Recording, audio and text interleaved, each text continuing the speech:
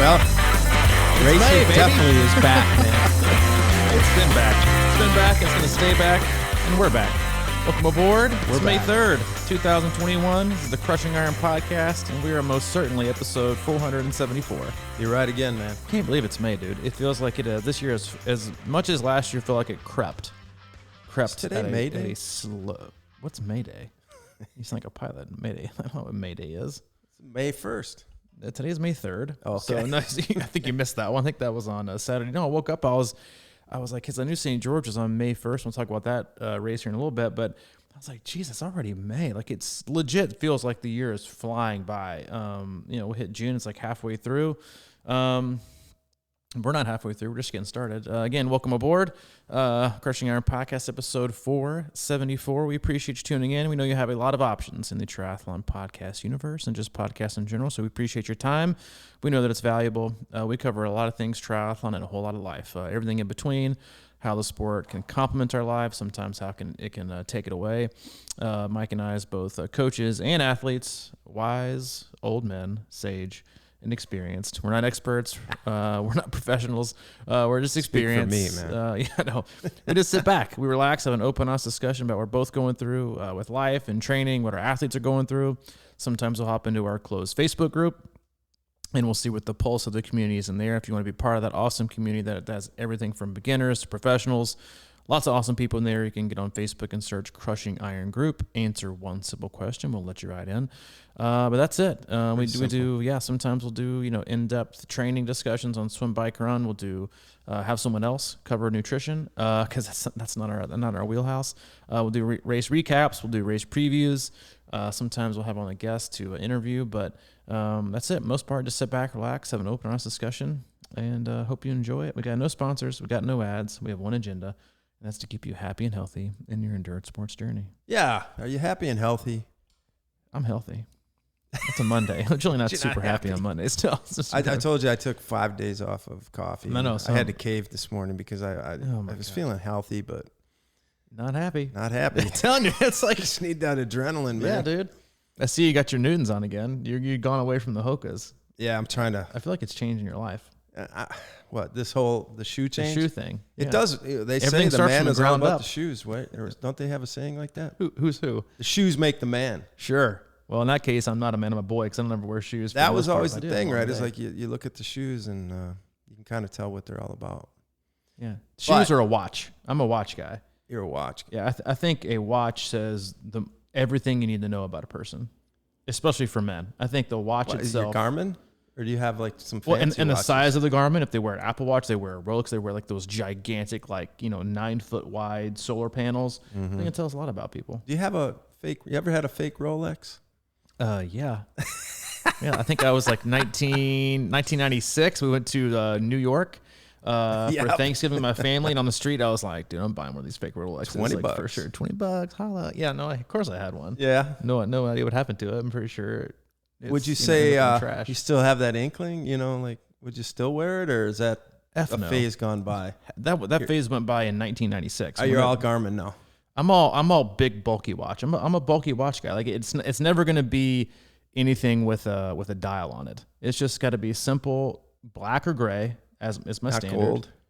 No, never gold. Silver? Never silver. No, I can't do I need to take a link out of my wristband to get it to fit right. I'll never be that guy. No, it has to be, it has to just say something about you. Mine is gray. It's got a little blue accent, which again is, I think, kind of my vibe. I think my watch I have right now says a lot about me. All right. We'll put a picture on our closed group and say, what about your sunglasses? Does that say a lot about you too? I think that does. Black and blue. Yeah. Yeah. I mean, I think everything we do and wear says a lot about us. But your shoes, back on topic today. We both have shoes on today. I'm back on. Yeah. Yeah. So I know you don't have flip flops. So no, I need to tread more lightly today. We got a little bit. We got up into your business last week, which I was totally fine with. I think we had a lot of good reaction from the podcast. It was named, I think, the sweet spot in training, but as some people voted or suggested, it might as well just been called Get Off Your Ass. We had a lot of good responses.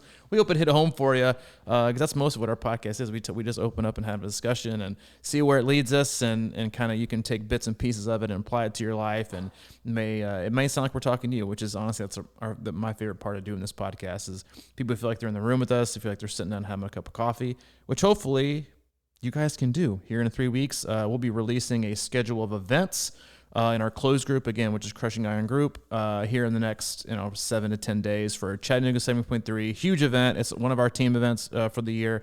We've got about 50 athletes coming in town with family and friends. We know many of you are coming in town as well. So we will release that schedule of events. We'll have a lot of awesome things happening here at the Hub, definitely on Friday, maybe even beginning on Thursday through Saturday, and maybe even a post-race shindig if we can score that, because we all know how Mike feels about people packing up and leaving on Sunday. So if you're not going to come, don't tell him it's because you're heading home, because you'll be on his list. But we'll release that. And if for some reason you miss it, just swing by and see us. Like we are at 1603 Fagan Street. You see the big C26 Hub sign on the side of the door. South side. Come in through the back door. Play on the turf. Play some cornhole. Come see us. Check out the Hub. Buy some gear. Grab some of our new water bottles and just say hi. But yeah, 1603 Fagan Street, Chattanooga. Our zip is 37408. Yeah, I like that. Everybody come on by, man. I mean, this is kind of one of the main. It's our hometown, baby. This is one of the reasons that we have the Hub. We want to be a hub. That's why we picked the name, be a hub. No, but seriously, bring your friends, family, whatever. Yeah, just come see us and say hello. We're not, that way. We want everybody here. We're not. That's not true. We want most people here. We don't want everybody. You want everybody here. I'm a little bit more selective, but I'm sure we'll love you if you come by. Say hi. Mike will take a picture with you, and then be fine. I got to get in shape for that. I'm going to go on the you're going to go on your diet. The celebrity selfie diet. Yeah. I got a lot of triathletes coming down. They're going to want their picture with me. But let me just say this, and then we'll hop into. I want to talk about St. George 70.3 here in a minute and all the other races that are happening. But if you are going to get your picture taken with Mike, be prepared. The lighting will need to be perfect, because it will take a 2 to 3 minute ordeal to get the light correctly. Because if you've been to like our camps and stuff, we get people to like hop in and they're like, hey, can you take a picture? He's like, whoa. He's like, let me just step back a little bit. Let me check the lights. Like, let me use this setting and this filter. And by that point, they're like, are you effing kidding me? Like, I've been here for 5 minutes. My family's gone. My friends are gone. See how bad do you want it, man? See how bad do you want it. Start in the office. Be prepared for an ordeal, because Mike's thing is all about lighting and angle, and it has to be perfect. So just prepare for that. So there might be a line wrapped around the building. We'll start in the office and we'll end up at the sculpture fields in front of my favorite sculpture. That's right. So I watched in its entirety. There was a lot of races going on this weekend. There's a lot of races coming up. But St. George 70.3 to me stole the show. I think a lot of people were anxious to see the pro field. They were also, I think, anxious to see what Ironman was going to do, what their rebuttal, quote unquote, was going to be to challenge Daytona and challenge Miami, and the great coverage that they had. This was their first, Ironman Live stream on Facebook. I have to say, you have to take, it's not an apples to apples comparison just from a coverage standpoint, because Daytona is it's like, it doesn't take much, right? They're not covering 56 total miles on the bike. They're not covering 13 miles in the run. It's all protected in the court, like in a very, like in their own bubble on the speedway. And so while it makes it easy, it also makes it super boring, right? There's only so many laps you can watch. So while you can get a lot of action, you can see things, and the coverage can be pretty good, there really is no. I thought Ironman got incredibly lucky. I thought they actually had incredible coverage as well. They didn't go back and forth as much as you'd like to see between the front pack and the middle, but I thought the swim coverage was great. And then the bike coverage, they covered athletes. And I've never been to St. George, but I thought it was, first of all, if you didn't watch it on Facebook Live, and I think you can go back and watch it, go watch it. Watch in its entirety. It is a beautiful place. I think Ironman St. George will be next year, the full, which is going to be in May. World 70.3 World Championship will be there back in September. Unbelievable venue, absolutely gorgeous and brutal. And they got everything that they wanted. They got Daniela Ryf coming back and winning. after basically not racing that much besides Dubai a few weeks ago in about a year and a half. I think nobody was shocked at that. Lionel Sanders ended up winning, but it was the actual race itself. Went down to the last 5K for the men, running shoulder to shoulder. I'm sure Ironman was like, we don't have to do a thing, baby. Like, yes, they lucked out some because it was heated. I couldn't wait to like finish watching. Like, I left the hub after doing my ride, got home as quick as I could, pulled up my laptop. I was like, I got to see the finish. And it was unreal. It was so much fun to watch. It was a great lesson, I think, as well, in watching athletes just push themselves infinitely without having to look at their watch and just kind of going. And you have to give all the credit in the world to Lionel Sanders, who, which I will say this, and we've mentioned this in a couple of other podcasts about the changes in aid stations this year, which are, it's no longer full service, right? It's no longer, you roll up and they'll hand you out Coke, they'll call it out. It's now you have to stop and grab, like, so you have to slow down your stride. On the very last aid station, Lionel Sanders decided to, I don't need anything. I'm going to keep on, Mack trucking it through. And Sam Long slowed down some to pick up water. And that's when Lionel made his move. And it was it. That was it. It was done. It's interesting to see like the little parts like that stick out to you, but it was really, really fun to watch. It was unbelievable to see the scenery again. And then also, the guys that won weren't in the top 5 or 6, 7, coming off the bike, I don't think. So they, it's bike for show, run for dough. But it was great coverage. It was super fun to watch. And I think it was just a really exciting day for the sport. I could see people, because I wouldn't call it the Iron War, like back in the day, Dave Scott, Mark Allen, because it was at Kona, and they were two legends. And while, Lionel Sanders has accomplished a lot, he's never won a world championship. Sam Long's he's still relatively new in the sport, in the professional field. But so I wouldn't compare it to that. But just like the intense, up close nature of getting to watch it side by side, two people just basically throwing caution to the wind and saying, I'm just gonna put myself in the biggest pain locker I can put myself in for as long as possible, and just gutting it out. And I have to say, like, I don't understand how Lionel Sanders moves as fast as he does with the form that he has, but it also just goes to show you that, while form is important, it's ultimately the engine that does all the work. But I would just encourage everyone to watch it. And I think it was an absolutely great day for the sport. I was excited about it. It really, racing has been back, but it felt like things are back to normal, and I loved it. No, it was great. I actually caught that. I think Lionel actually posted it or something, and I watched the last 5K. Yeah, they watched like a 5K. I think his YouTube channel or something. This is what my thought. But first of all, you're right. I mean, like, just seeing the scenery there, I was like blown away. I mean, that whole rock garden. I mean, it's just beautiful, man. And it looked like and it made me want to race there someday, for sure. So I'm watching it. And me, I'm not really like I don't know who these guys are half the time. I know the names, like Sam Long, and I saw that. I think that it said Sam and Lionel battle it out. And so when I turned it on, there was a different guy there in the picture. Some guy in a green. Detlev, I think, who had been DQ'd, but didn't know because he served a penalty, and so it was like around the 7 to 10K mark. It was him and Lionel running like shoulder to shoulder. Apparently, he missed his stop and take his penalty. So if you don't stop at the next penalty tent to take your 4-minute penalty or whatever penalty he had, he was assessed, you get disqualified. He obviously didn't know that, so he was just like burning it. And of course, Lionel was like, I'm gonna run with you. He didn't know he was DQ'd, didn't matter, but he was just running shoulder to shoulder. And Sam Long was probably, I don't know, well, that 15 or 20 feet back. This is my observation of that whole scene. It was like I was watching that thinking that was Sam at first, and then at some point that guy kind of looked over to Lionel and gave him a fist bump. I don't know if you noticed that. And Lionel was running. He kind of went, what? Huh? And he kind of fist bumped him. I'm like, that dude's done. Yeah. I was like, submission. Because I didn't even know who won when I'm watching it. I just knew they had a battle. Got it. So I'm like, well, he just beat Sam Long. Well, that wasn't Sam Long. Because in my mind, I'm thinking that dude just threw in the towel there with that, like, hey, buddy, aren't we doing submissive, great? Yeah. And Lionel's just like, like hammering down. He kind of like threw out a left-handed fist bump, like kind of like, what are you doing? Yeah. But then this was my thought on this is like, first of all, I agree with you on Lionel. Like, it's amazing he can run that fast, but I thought his form actually looks better than in the past to me for some reason. I think it does look a little bit better, but it's still just like. No, I agree. But then here's my other thought on this whole thing with Sam Long is like, all right, so I'm thinking that was him. And then all of a sudden, at that one, like when they got in the cone area, which was looked really confusing to me for a while, and when they came into town, and there was a lot of orange cones all over hill, and I think Lionel even pointed once, we got to go this way or whatever. But that guy Sam kind of came out of nowhere and showed up.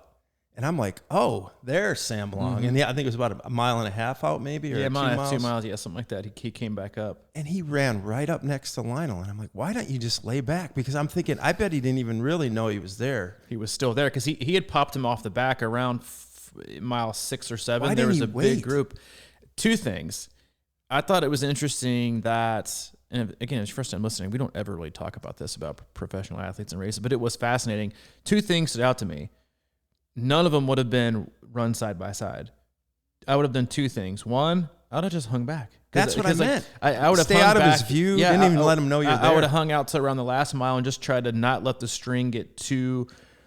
I just would have done my best to stay within range and not let the string, pop, if you will, and just kind of keep my distance, maybe pick up a little bit of a draft, but not up to where you can probably hear him and know that he's right behind you. Because I'm sure his coach or his wife is out there been like, he's right behind you, keep going.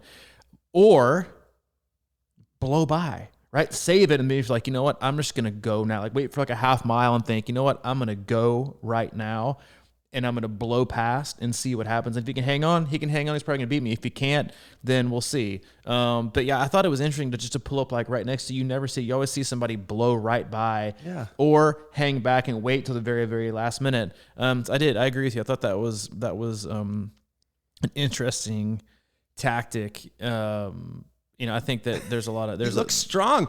When I saw when he came out of nowhere, I was like, oh man, this dude's got something left. And he just, like you said, he ran right up next to him, said, hey, I'm here. And then he just stayed there. And I thought that was just very interesting. I couldn't understand. It just seemed to me like with that a mile and a half left, you just wait like another half mile or whatever. And like you're saying, just drop the hammer and blow right by. Yeah. Or blow by and then get blown back by, see if you have it, but at least see if you have it. So interesting in tactics there. Who knows? Like in the heat of the moment, what those guys are thinking and going through. I can't imagine running the last 2 or 3 miles are like straight downhill, that their quads are absolutely shredded. But that it was also, and I put this in our athletes weekly email this morning, is I thought it was a really great spectacle of what you talk about when you talk to athletes about finding their limit and staying there, and not worrying about what their watch says or doesn't say, what their power on their run says or doesn't say, what their heart rate says. They were just absolutely, they weren't even listening to their body. They were just telling it to give everything that it had, and then finally it gave out to an extent, and then it was done. But Lionel obviously had, he has the communication with his body that's like, just keep moving. And his body's like, sure, whatever, dude, I'll do it. It's like, and has that gear, which is really amazing to me. But it was, and then Daniela Ryf, like she was, I meant to talk about this like a week and a half, 2 weeks ago. There's an article that came out maybe it was a week ago that came out about her. Obviously, if you don't know her, if you don't know a lot of pro triathletes, she has basically been like the most dominant female, in my opinion, triathlete ever. I mean, she has, I think, like a 17 to 19, 70.3 wins. She's won Kona 4 times. And she's the best of the best. And she has always been coached by Brett Sutton. She's a fairly quiet athlete, I would, in my opinion, from the other ones that you watch that, start their own YouTube channels and are all on Instagram. And recently there was a great article that was from her, and then also in her interview she did with Bob Babbitt, where she talked about like how the pandemic affected her and how she actually ended up breaking off her relationship with Brett Sutton as a coach, and now she's self-coached, and how just driven she is. She also talked about her sexuality and her love for women now, and how she's just finally like in a really comfortable, happy, like free place. And then my first thought when I read all that was, watch out, she's about to crush folks, because a happy, free athlete, especially of that caliber, is the most dangerous athlete, in my opinion. Like a person who has like, honestly, it was just insanely refreshing to read her perspective on on getting back her perspective, right? And finding herself and who she really was and having these obligations, and also how driven she is, not just as a triathlete, but like she's been in school as well, managing all these things and these obligations. And yet she's, she was beating some of the best women in the world by 3 to 4 minutes with relative ease. Like she just looked like it was nothing. And I think it's fun to watch, especially athletes that are probably under such a tight microscope and pressure for such a long period of time with coaches. And Brett Sutton has a huge resume of spitting out insanely Chrissy Wellington, like insanely awesome professional, especially female athletes, but that they ultimately, most of them succumb to they're just smashed. They're just like burnt out of the sport. So it's really awesome, I thought, to see an athlete of her caliber come out and be like, I'm in a really happy, healthy place. I'm really happy with where I am. The pandemic allowed me to do a lot of soul searching and figure a lot of things out. And to me, it was just, like I said, it was like, watch out, because she's probably going to destroy everyone. Like she raced Dubai, she crushed everyone. She raced St. George, in my opinion, she crushed everyone without even really trying. She'll race Ironman Tulsa, I believe, in 3 weeks. I'm telling you, we talk about all the time, a happy and a healthy triathlete that's also very fit, in my opinion, is the most dangerous one. The one that can perform free and not have any expectations and just let it rip. Like those are the ones you need to be scared of. And that's the mentality that you should have. Again, as we're like going into race season for so many people, and the races are just clicking off right and left, is like you have to be in that happy and healthy space. Like we talk about all the time, and I think people probably give us a hard time, like, yeah, well, it's happy and healthy, and yeah, but you want to be fast. I'm like, yeah, but you have to have both, right, to be successful. But in my opinion, you can't just have fast. You can't be fast and miserable, right, and depressed and anxious and have so many expectations. You feel like you're gonna fail. You have to be fit and healthy, obviously. And if you're healthy, you're going to be fit more than likely. But then the happy part of it is so insanely important. Is like, and that's like the key word that this is the first weekend that I've had, I think this year, where I've had like pre-race jitters. I think I told you that on Friday, before I left the hub, was like, I got jitters, man. I got it felt like the first big weekend where there's a ton of athletes doing a lot of things, and people have been racing or training for such a long period of time with no real shot, right, to do things. And like if it's a training peak comment, or if it's a a text they send me after a race, like I immediately scan it. Like I do the quick read. I do the quick scan for the word happy, because they're placing. I don't look for first. I don't look for podium. I don't look for whatever. I look for and scan for the word happy, and that is exactly what. There was an athlete I just wanted to share. There was an athlete that that we had that raced, who's been to Kona, who's done a lot of amazing things, and we often talk about how her relationship has changed a lot over the years with the sport. And the first text I got was, hey, I had mechanicals on the bike. You will see that. Had to stop and get help from SAG for a chain caught between the crank. He thought he was going to have to take it off. And then I pulled my shifter cable out and I lost gear. So another stop, lost about 5 minutes there, but it was a PR for me in every way. I totally channeled you on the run. I am so happy. I also had fun. And that is a first besides Kona. Thank you. It was that, you're happy, right? Because you see things as a coach, this, I wonder if they're happy. Because let's be honest, sometimes athletes, even with PRs, aren't very happy. They always, I wanted a bigger PR. I want this, I want this. We set the expectations. But it does come back down to being healthy and happy. And while you can obsess about fitness and goals and being the best and podiums, that might be sustainable for but a second, right? But it's ultimately combustible. You're ultimately going to get burnt out or so frustrated you're going to quit or try something irresponsible or erratic. It's happy and healthy, in my opinion, gives you the longest, most sustainable process to allow yourself the best opportunity to finally find the best that you have in you.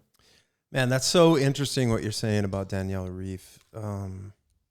And how she went through changes, and I'm sure that she was very driven, and having a coach like that. And I don't understand how Sutton coaches really, but I think of it in terms of, my first thought always in that situation is I always think of swimmers, like Olympic swimmers, and how hard they are pushed or whatever. And any kind of Olympian really, but like how hard they must push. And then it always seems like there's burnout, like, you know, and you went through it as a kid with swimming. And I mean, like, it just seems like that's always part of the equation. And I think at part of the equation, it might be the important part. It's like, obviously that has, all that work is still pays off for you as a swimmer. And it always gets you to a point where I think it makes things easier later. But I think most people end up kind of having to step away from it or whatever. I was rewatching a documentary that I saw a while ago. It's called Heal. I don't know if you've ever seen that. I don't think so. But one of the I actually pulled a little line out of there. It said belief shifts biology, and it was all about the mind and how that, you know, and I think it ties into what you're saying about being happy and the healthy part and how important the mind is in that process. If you're cleared upstairs and you believe you can do things and you believe in what you're doing, I think that's even more important sometimes, is belief in which way you're going. And a lot of times in, you know, that, you know, if a triathlete wants to, you know, win Kona or whatever, they have to like have such a strict regimen, and it just becomes a grinder. And you know how over time, and this is why I love that the thought about belief shapes biology, is that, you know how it goes, man, that like we can always dig it up, you know, not always, but like I think for a long time you can dig it up and force your adrenals to kind of kick in. And I think just eventually you can't hang with that anymore. So it's sort of like you can push and push and push. And that's why it's always about, like, you know, you're like this with your athletes. I'm like this with my athletes. It's always about, they want to, like, you know, push it all the time. And we're always pulling them back. And because it is about a long-term thing. And I think, you know, you can build, it's almost just like, do you want to cram every year for an exam, or you want to like slowly learn it and slowly build and be happier with it and have a better understanding of what you're doing and your relationship with your mind and body? Because we'll burn out, man.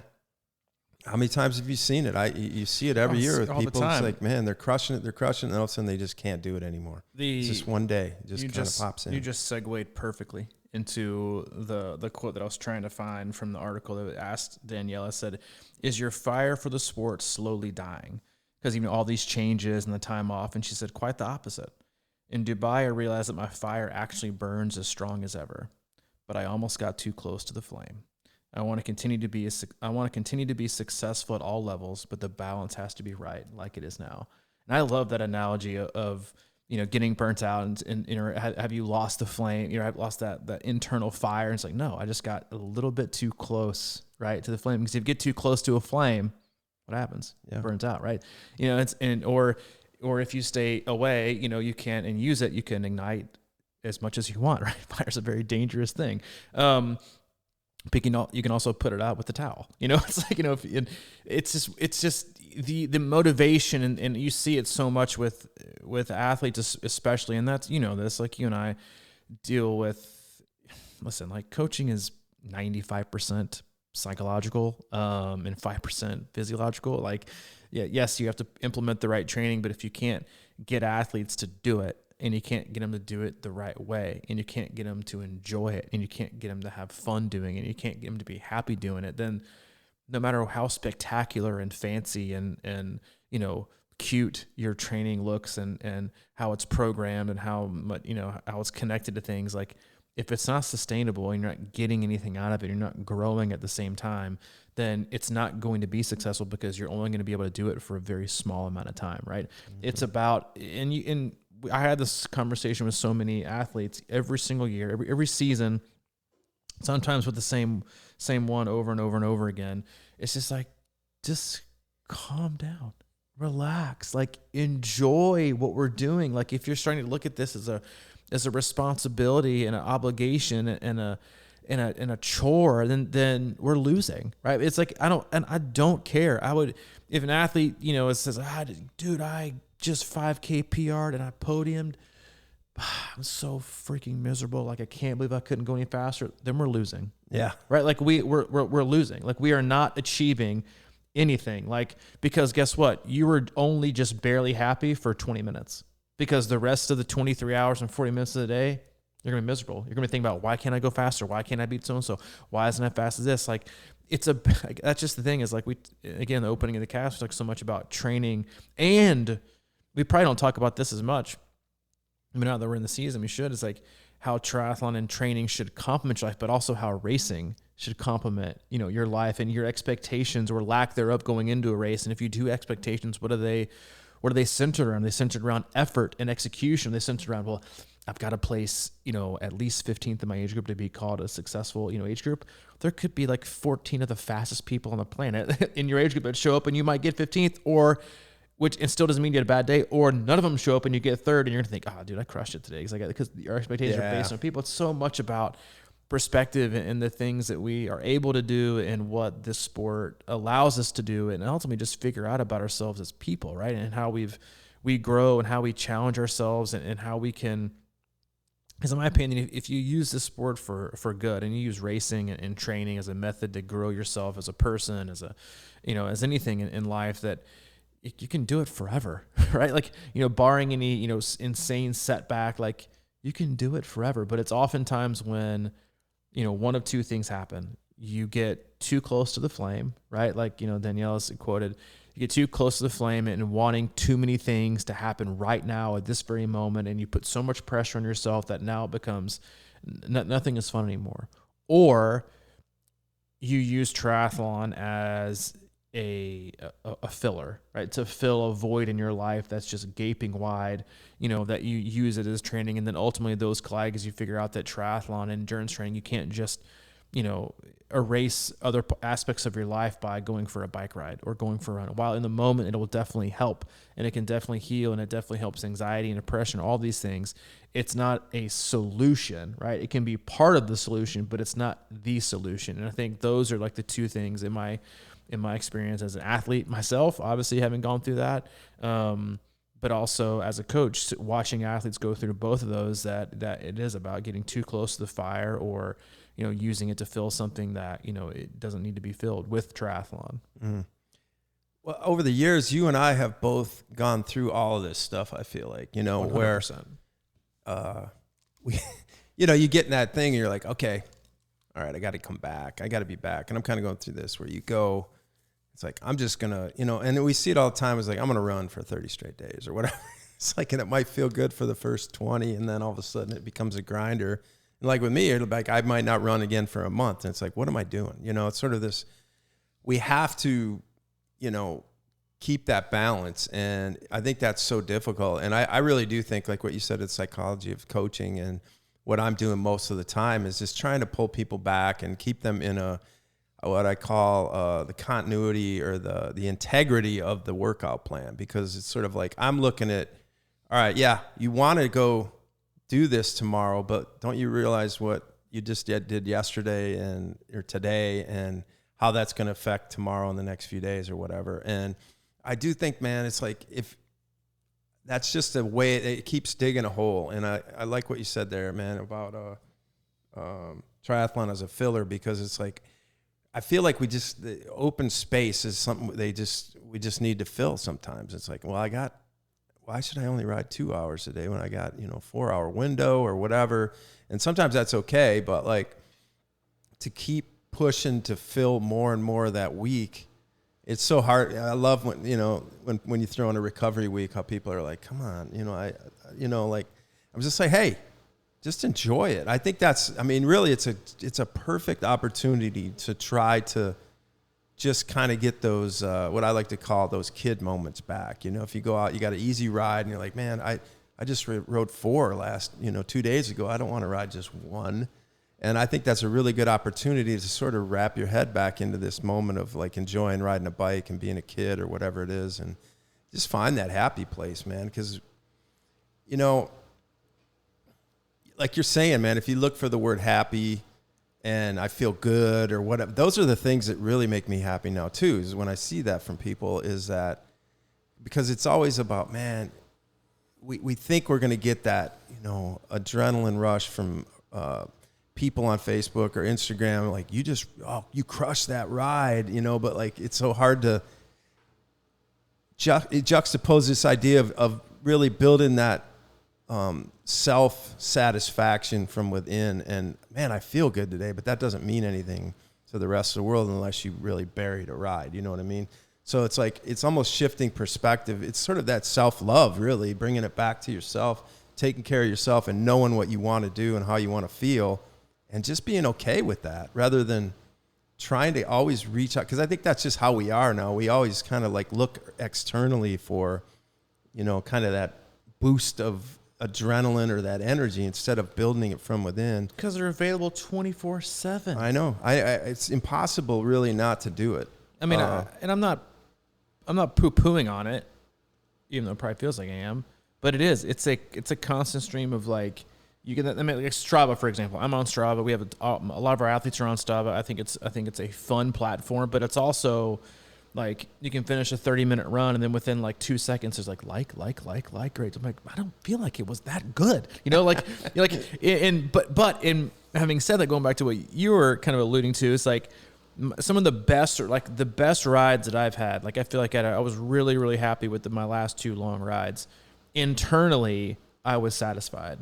I could give less of a shit if anybody else liked it or not. And like that's not like a cocky or arrogant or rude thing. It's just like I was super happy. There's also been rides that I feel like I feel like I didn't fail, but I felt like I didn't have it today because I think there's a reason, but like I just wasn't there mentally. I was like, that wasn't my best effort. You know, like you probably had it, but you just couldn't combine the mental, the emotional, the physical to have like that best effort. Mm-hmm. And I'm just not happy with it, you know? And then you're like, this isn't, but it is ultimately what you got out of it is how you're going to feel from it. But we get so many like external applauses and likes and loves and hearts on, Facebook or Instagram or Strava or Garmin Connect. And it's like everywhere we look, we get like a round of applause, it's like, but ultimately it's like, you quietly kind of do your work. And it's like, what do you get from it? Right. That's something that stays with you. And do you get off the bike or do you finish a run and think,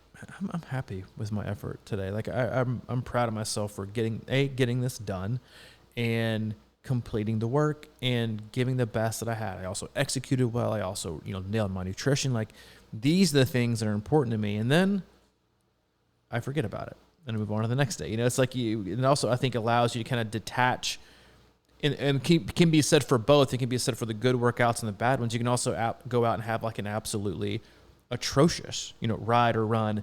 And you get done and you're like, oh, that was a great job. Way to kill it. And you're like, I don't feel like I did any of that. Like I felt like I didn't nail my nutrition. Like I fueled poorly. It might look good on paper, but I don't feel like it was my best. And that's what sticks with you. But it's a learning experience. And you wake up the next day and you're like, all right, moving on to the next one. It's like you need to have that. Triathlon training, in my opinion, is a lot like being a cornerback. You have a very, very, very short memory. You can't just like, because that's like, I can't imagine being like a pro cornerback, the secondary. It's like, because all you're really going to remember is like if you get beat, right? You get beat in a touchdown. It's a very, it's kind of like an offensive lineman or long snappers. Like nobody really knows who you are until you get a penalty, right? It's a very like, but for, you have to have a very short memory because if you get beat, you can't just walk back up and think, all right, I'm not going to be aggressive. I'm not going to do my thing. I got to step back a little bit. You're going to get torched again. They're going to eat you alive. Training is so much the thing, like, because you could have the worst workout ever, right? And then the next day you wake up and you're like, oh, dude, I'm having another bad one. Then you have like a great one. Or you're going to think, I'm going to crush this. And then it's the opposite. You have to have a very short memory and just look at days for what they are just days and move on. And I think the longer you're in the sport and the more you tend to relinquish the daily expectation about what this ride is going or not going to provide for you, then you tend to have a better outcome of like just being able to let go of things for the good and the bad. Because you don't want to live off a workout for 3 weeks. Like, yeah, but dude, 3 weeks ago, crushed it. And like the next 14 days have been miserable. Yeah. Well, I always like to, 3 weeks ago, the ride that you have that's really good, I just like try to put a small segment of that in my memory bank and build that confidence with that, knowing that you can do it. Because like if you have done it, and you continue for the next 3 weeks and you're kind of struggling and you're not quite getting that right. You have that in you. And like we always talk about, you're not really getting slower.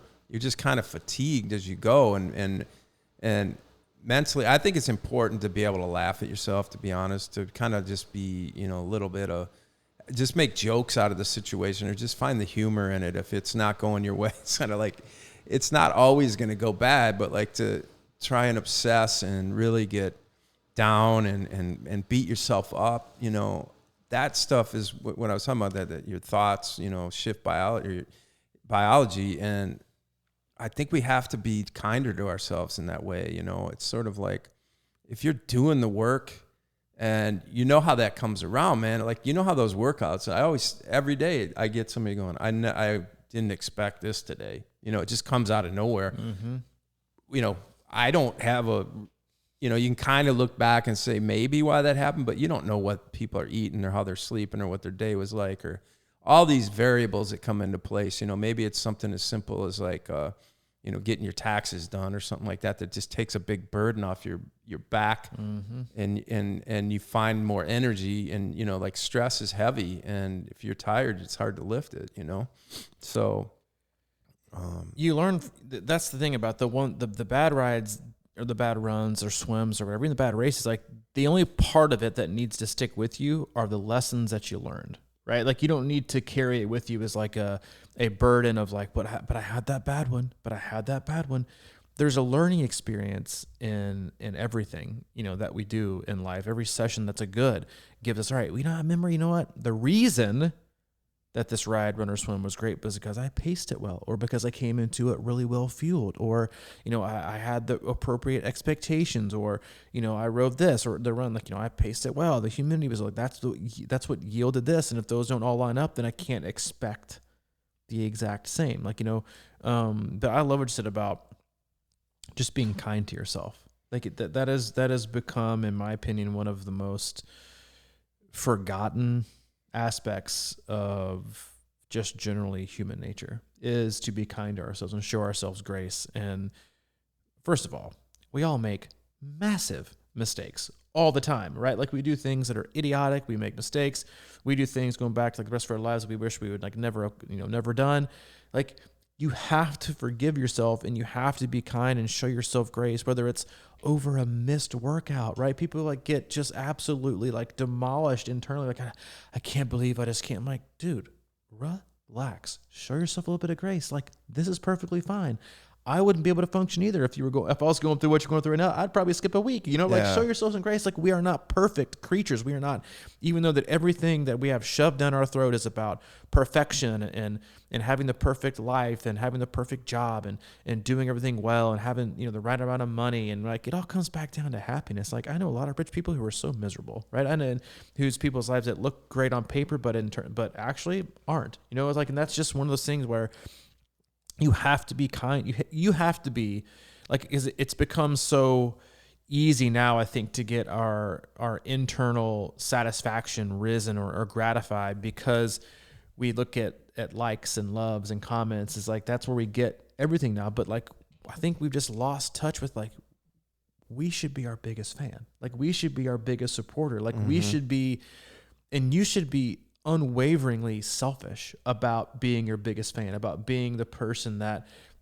shows yourself the most amount of grace, that is the kindness to yourself, that you know has the most positive self-talk, that's the most encouraging. Like you should, and if you're not, and that's perfectly fine, because a lot of us struggle, that you should be your biggest supporter and biggest, you know, you should want these things for you. You should want to be that for you. You shouldn't rely on other people to do it and be that for you all the time. Like that, we had a similar conversation. One of our athletes came in from Minnesota, Randy Struck, an amazing person and an amazing athlete, is totally blind, you know, and came into town, flew in, stayed at our condo, came in the hub, got in the endless pool, rocked it without, I struggle in there in general, but to hop in there and just like not be able to see anything and to like, it was an amazing experience. Like we touched on it in our weekly email, to our own athletes, but, and you and I both sat down and had a long chat with her in a lot of ways. And we were talking on the couch as we had lunch. And I remember saying, you know, something to the extent that, you know, I just think it's incredibly impressive, you know, what you've accomplished in your life. Like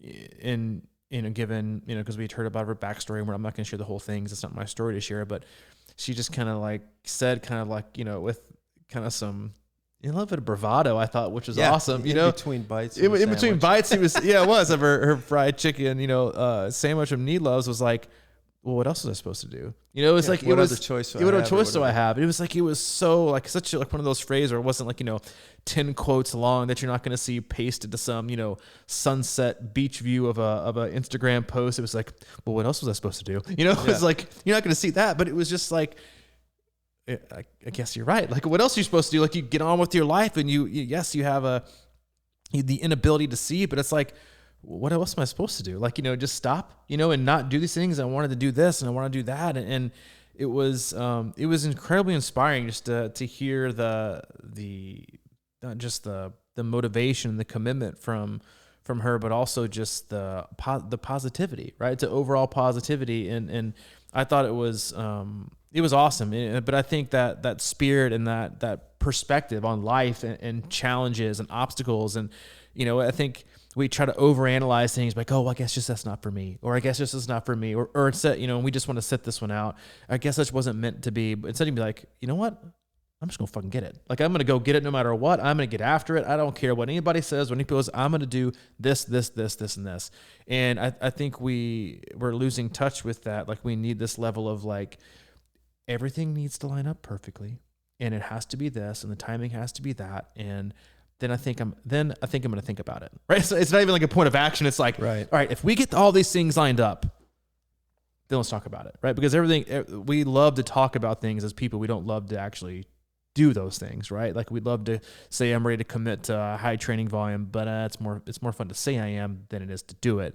Randy, if you're listening, we love you, and it was so awesome to have you here. And maybe we'll even have you on the cast one day. I thought everything she said was. It was an incredible lesson for just a ton for everyone, honestly. Yeah, it was great.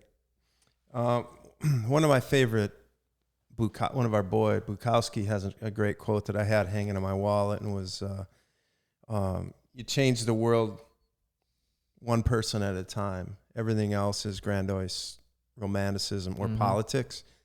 And I really wanted, like, what you were just saying there about, like, stuff going on and we're not happy and blah, blah, blah. And I just feel like this time of our lives with all the technology, all the stuff, there's so many opportunities and there's so much stuff out there and there's so many things. And it's like I sit down at the computer, I'm literally in our business even, it's like, man, we've got a million things we could do.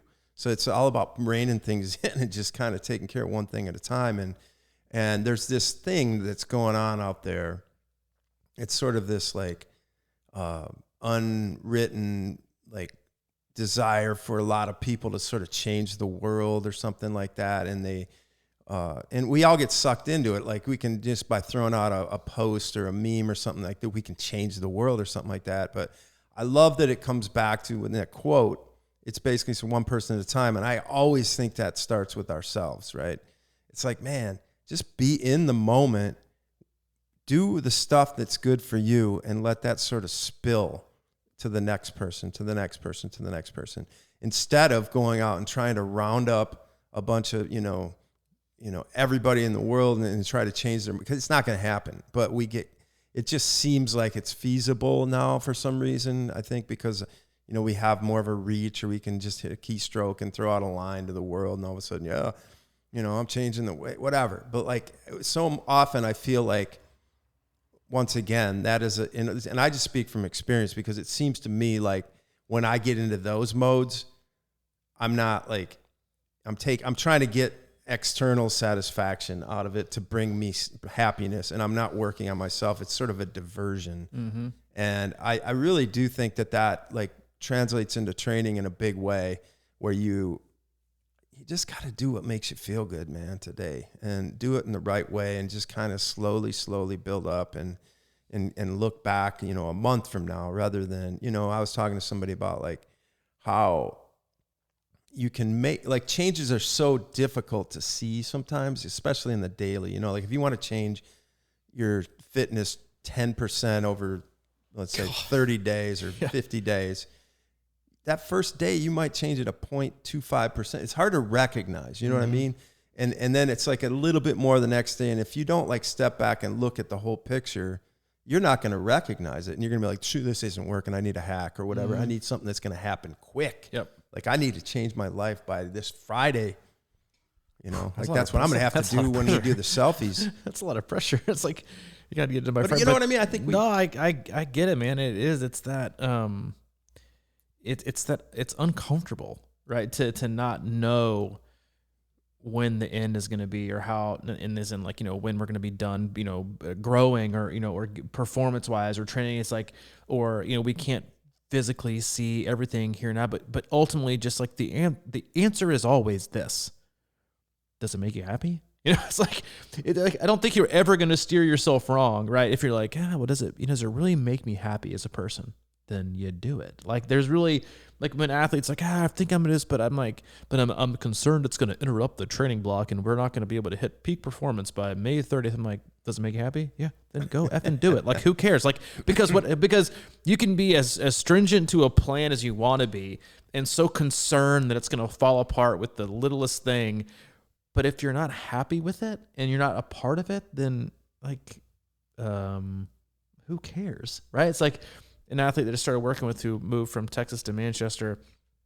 She has a beautiful place to ride. She was like, hey, so I've got the workout today, this on my trainer, but, I think about riding outside. It was gorgeous and it's really beautiful. What should I do? You should go have fun. Go ride outside. Enjoy. She was like, oh, I'm not used to this being fun. I was like, yeah, it's supposed to be fun. You know why? Because then you can do it for a long time. You know what happens when you do things for a long time? You get really good at them. Like that's like, there is no secret sauce, right? But the secret sauce is the hardest part, which is you got to do it for a long period of time. Like, and that's how everyone gets better with everything in life. You can't be great at anything. You can fake it for a minute. You can get by for a second. You can maybe try to, but when it comes to long term, it's different, right? It's just everything we do in life. It's about longevity. Because like you're never going to, and that's why you can't, like you said, I think we've had this discussion like many times and, we'd sit down and think about, all right, well, what do we want to do this year? What am I going to do this? What's, going through the yearly review or, what should we focus on? And the most important things we usually go over, I think the reason we are where we are is because of all the things we haven't done. Right. And other things that we have done. Right. Because the list should always be longer of the things you chose not to do than the things that you did do. And that's always, we come back to like, probably not. Probably not. Probably not. And occasionally we do it. And they're like, that wasn't good. Let's not do it again. But it's usually just kind of, we think about it that way and generally what makes you happy. And that's how your training, should be. It's, or it wasn't the time for it. Yeah. Right. Exactly. Right. Or wasn't the time for it. Right. It's like, it's, because it is, life is all about timing. And we don't control a lot of that. Like we can try to force timing into a, well, I think it's a good time. And then you look back and you're like, it's like taking the jump to, racing an Ironman or doing this. Like, is it really the right time? Like, I know you want it to be. I get it. I understand it. I sympathize with it. I totally can relate because I've been there. I want it.